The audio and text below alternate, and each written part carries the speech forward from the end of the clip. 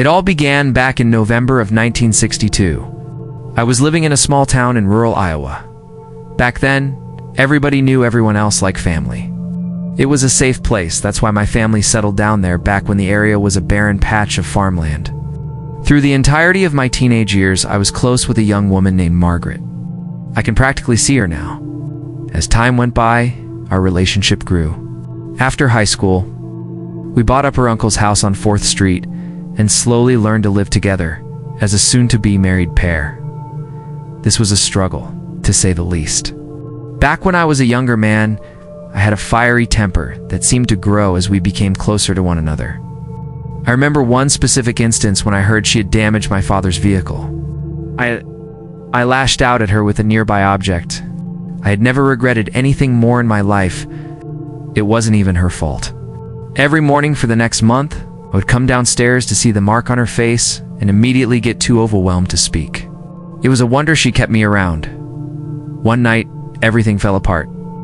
I can't even remember why, but she left me on the side of the road and told me to find my own way home. I remember my heart sinking as she pulled away, and I began to wander the side of the empty country road. I'm unsure of how I got so sidetracked, but after about an hour of frantic wandering, I had ended up halfway into one of the cornfields bordering the only road in and out of town. There I was, sobbing profusely, lashing out at the corn stalks with my fists and calling out for Margaret and apologizing at the top of my lungs with only the birds and the occasional scarecrow bearing witness. I moved aimlessly for what felt like hours, screaming and crying over what I had put my beloved through, until I decided to sit down in a barren patch about 15 feet across to catch my breath and form an apology for my eventual homecoming. After inspecting the area for any signs of danger, I laid my head down in the soft dirt to rest my eyes.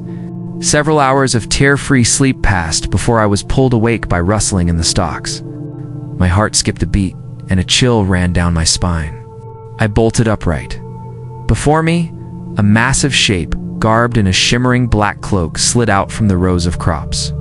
It moved toward me slowly as if it were floating across the ground, though its feet were clearly visible and it appeared to be human. It had pale, wrinkled hands that hung at its sides as it drifted closer.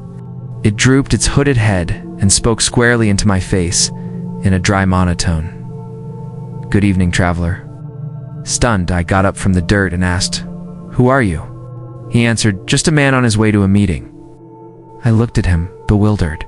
"Why are you here?" I asked. He looked up and said, "I enjoy taking the scenic routes, so much more peaceful than the noise of the roadsides. Now what I am wondering is who you are and why you are here."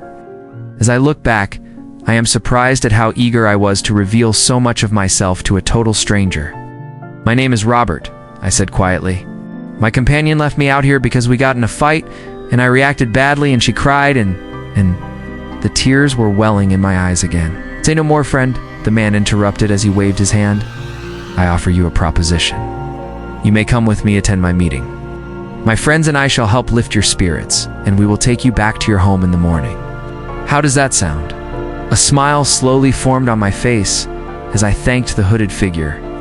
I reached out to shake his hand for his kindness, but he quickly stepped back, claiming there was no need to thank him.